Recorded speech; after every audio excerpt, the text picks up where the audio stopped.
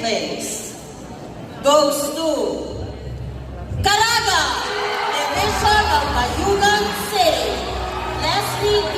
Barranco, from Bayugan National Comprehensive High School. Advisor, J.U. de la Calzada.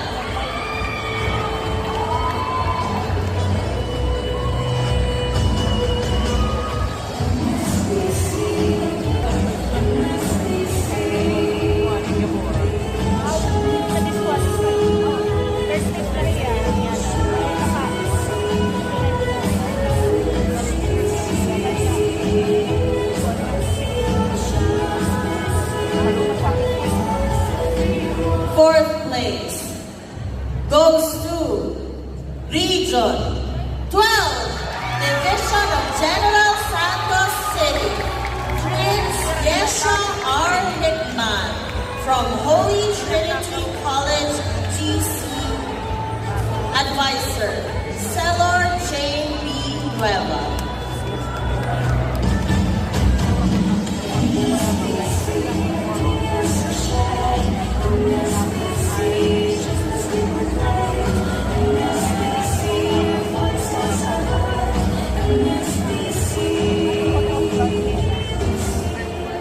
Third place goes to Region 11, Division of Davao City, Megan Luis L. Milan from Ateneo de Davao University Senior High School.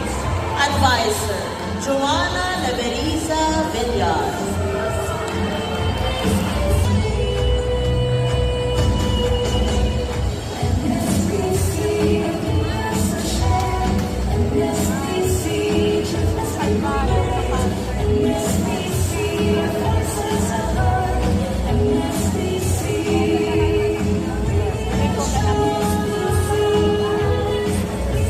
Second place goes to Mimaropa, Division of Marinduque, Mariel Shania R. Oriela from Landy National High School.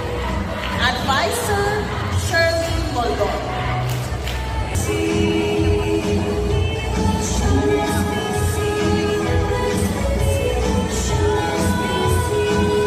And the first place in feature writing goes to Region 6, Division of Iloilo, Ira Mariel S. Ebelan from Neganes National High School.